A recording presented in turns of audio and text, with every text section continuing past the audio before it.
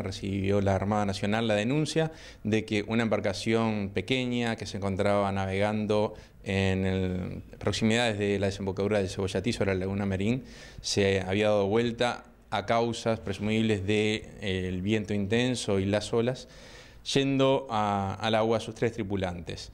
Uno de ellos, de 19 años, logró alcanzar la orilla y fue quien dio la denuncia a la Armada. La Armada activó mediante su sistema de búsqueda y rescate, ¿verdad? El Centro de Coordinador acá en Montevideo, todo el operativo, destacando a un avión de la aviación naval y un helicóptero de la aviación naval que hicieron la patrulla y la búsqueda desde el aire, así como botes neumáticos desde la subprefectura de La Charqueada. También comenzamos la búsqueda por tierra, ya que uno de ellos pudo llegar a la costa, siendo muy dificultoso porque el estado de la costa al día de hoy, debido a las inundaciones de los días pasados, se encuentra un poco anegado y los vehículos nuestros no pueden llegar.